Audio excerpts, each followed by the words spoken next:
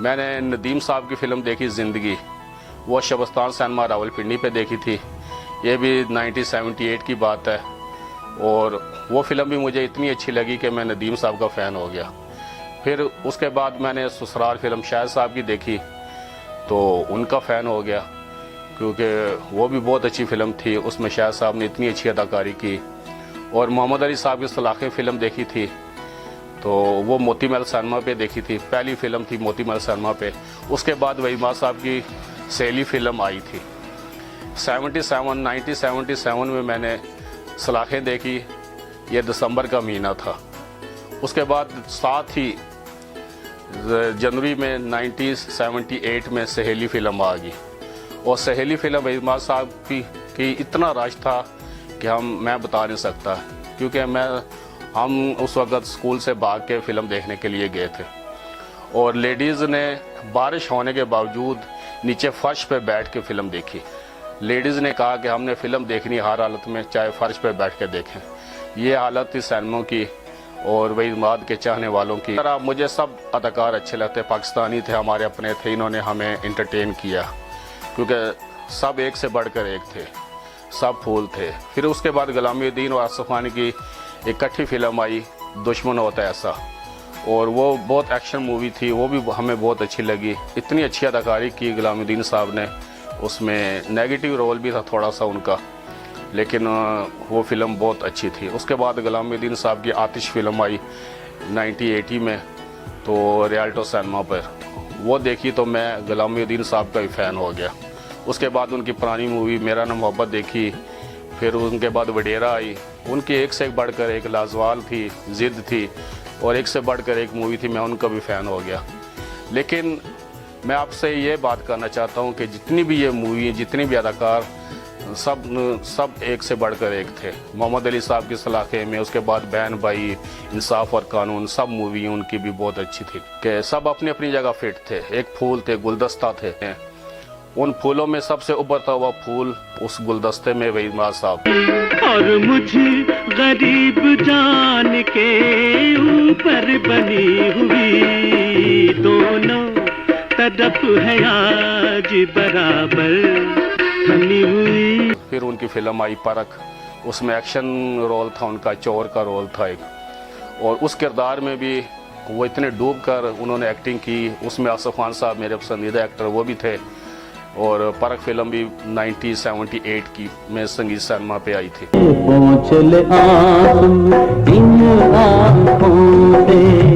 आंसू नहीं ये मोती है जिनके भाई सलामत हों, वो बहनें कब रोती है।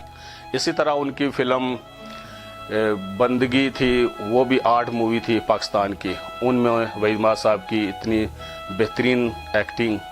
जब वो रोमांटिक गाने भी फ़िल्म बंद करवाते थे तो ऐसा महसूस होता था, हमारे दिल में खुशी से महसूस होती थी, और सब सिनेमा से ऐसे निकलते जैसे सब वही मुराद ही हों। आप माने कि न माने ये हकीकत है, मगर प्यार का रंग निगाहों से छलक जाता। और जब वो ट्रेजेडी एक्टिंग करते, वो दर्द मिला अपनों से मिला, लग रही है मुझे आज सारी फजा, गैरों से शिकायत कौन करे। अजनबी अजनबी अजनबी। इतनी संजीदा वक्त एक अपने हुए पर आए, और एक वादा, उसमें उन्होंने भोले भाले आशिक का रोल किया था, और बहुत अच्छी मूवी थी, उसके गाने भी बहुत अच्छे थे। उन्होंने इस फिल्म में जितनी अच्छी एक्टिंग की शायद ही कोई और एक्टर कर सकता, क्योंकि असलम डार साहब ने कहा था, डायरेक्टर थे जो उस मूवी के, कि ये किरदार सिर्फ वहीद साहब ही कर सकते थे।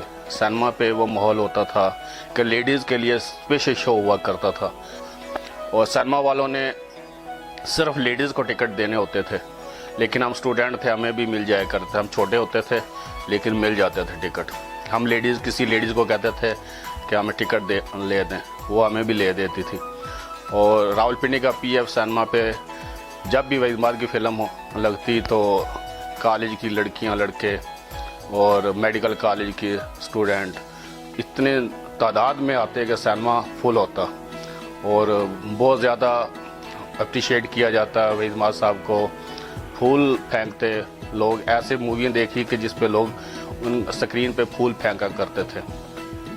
और जब उनकी डेथ के बाद अपने पराए दोबारा आई तो लोग, लड़कियां लड़के धाड़े मार के रोते हुए सिनेमा से निकले। जिंदगी अपनी थी अब तक उड़ते बादल की तरह। दिल से जो मुकालमे बोलते, कोई भी एक्टर ऐसा नहीं बोलता। मोहम्मद अली साहब बोलते थे लेकिन वो अपनी पिच, अपनी आवाज़ से एक्स्ट्रा हो जाते थे। गुलामुद्दीन साहब भी बोला करते थे लेकिन वो भी कई बार एक्स्ट्रा हो जाते थे संजीदगी में। है अच्छे थे दोनों, बहुत एक से बढ़कर एक थे, लेकिन वहीद माद साहब ओवर नहीं हुआ करते थे, अपनी हद में रह के संजीदा एक्टिंग करते थे। उनकी जो भी फिल्म देखें, जब जब फूल खिले में उन्होंने एक स्मगलर का रोल किया, वो इतना बेहतरीन।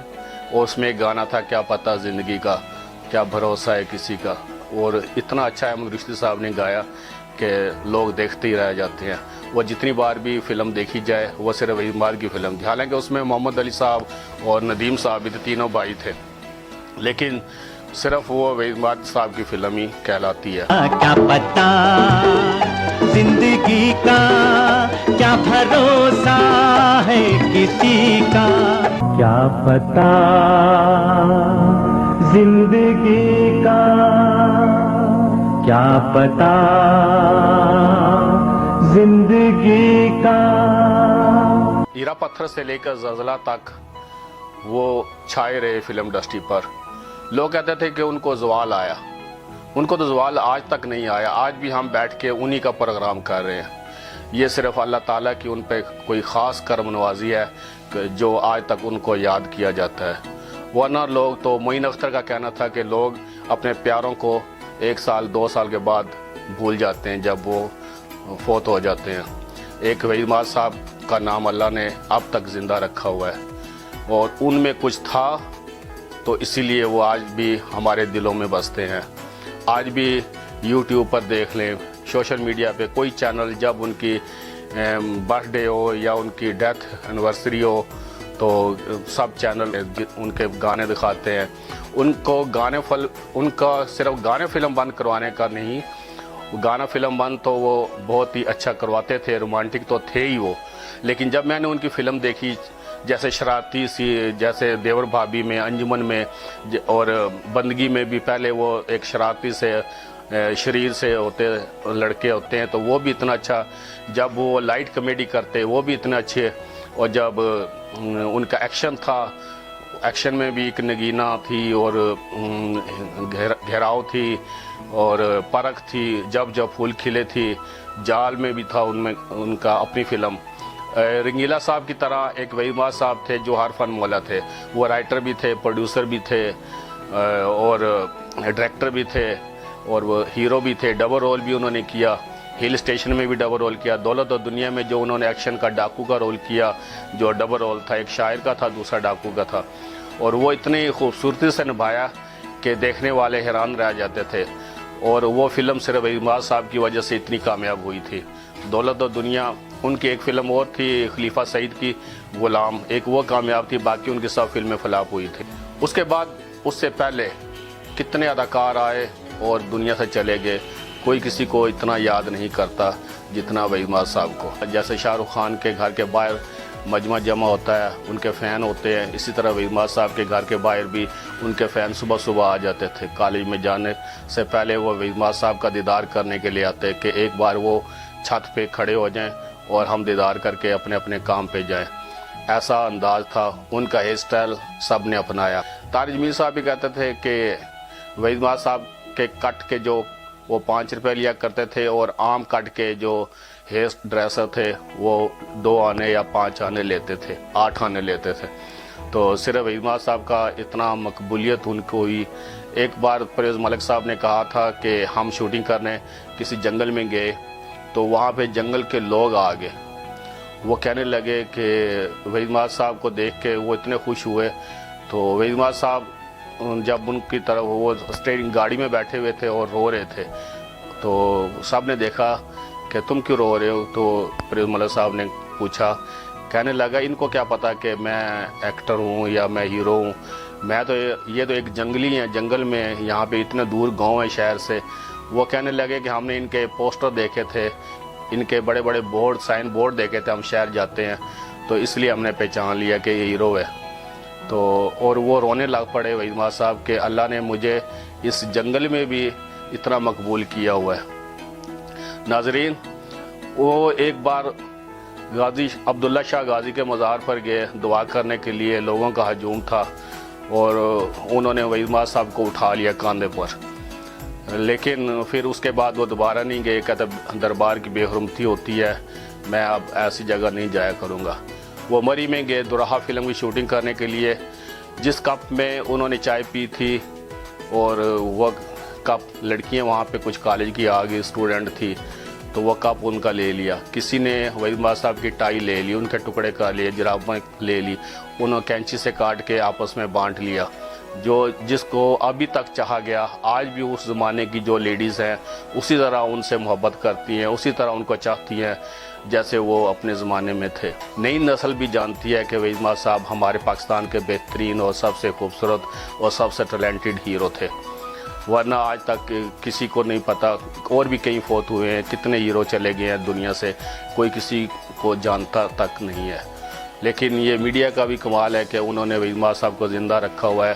साथी मेरे बिन तेरे साथी मेरे